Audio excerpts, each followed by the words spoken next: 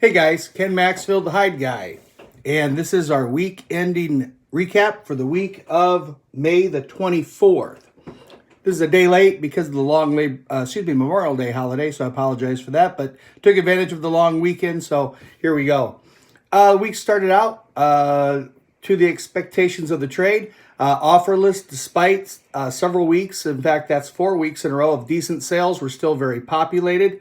Although we did see some of the producers trying to take a stand, trying to hold asking prices steady to see if maybe the momentum of the past few weeks might help them to stem the declines in prices. As far as interest, it started out a little bit sluggish. The middle of the week, it gained momentum. A lot more bids were out there. However, at the end of the day, popular opinion of the trade was there wasn't nearly as many bids this week as the past couple of weeks.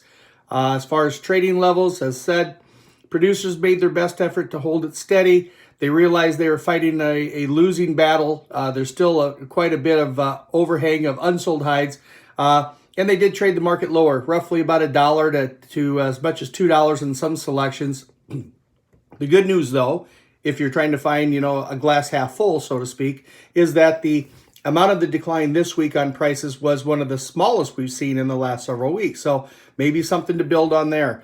As far as sales overall, I'm not sure they sold the entire weeks of production. In fact, when the export report comes out Friday, because it will be delayed a day because of that Memorial Day holiday, I think it'll be slightly lower than what we've seen the last couple of weeks. On the cow hides, similar situation. Expectations were that, producers would try to be holding prices steady. Offerless, still very populated. Again, like big packer hides, interest started out slow. Towards the second half of the week, it picked up. Not nearly as busy as the past couple of weeks. Buyers still trying to push the market lower. And like big packer hides, trading levels down about $1.50 and a half. And also like big packer hides, it was one of the smallest declines we've seen in the last several weeks. So maybe, again, something to build on there. As far as the harvest last week, a little bit of a surprise. Came in at 641,000. We were thinking we were going to see something maybe, 660, maybe even challenge the largest kill of the year at 671.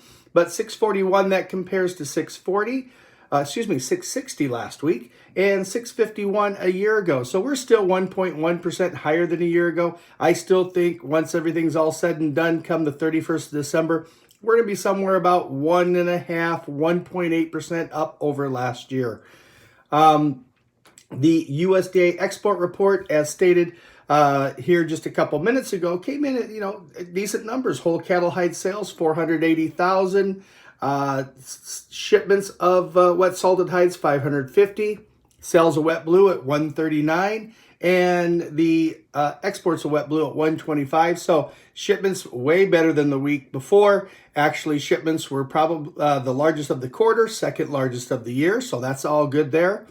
Sales were pretty much in line with the week prior. So little thing about this export report, last 4 weeks. We've seen about the killing number's been about 2.4 million.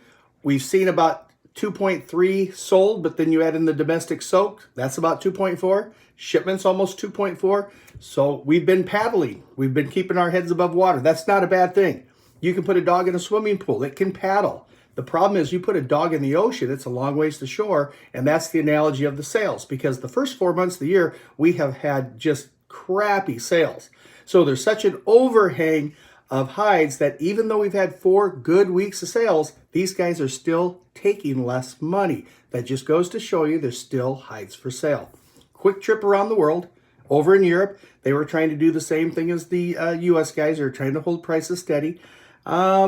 Mixed reports. There were some rumblings of a couple large players, European players in Europe traveling last week, willing to take business at $3 to $5 lower than the last reported trading levels. I'm going to call that market still under pressure.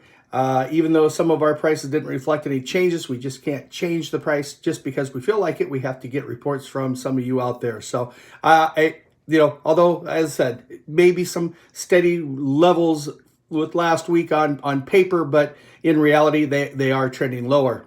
We go to Brazil, really no change down there. Still a lot of hides for sale. Packers are struggling to keep product moving. As we've told you a number of times before, they're pulling out some of the lower grade, less desirable hides, trying to make that a little more attractive to potential buyers. Fresh hides are trading somewhere around 80 reais, maybe 85 reais.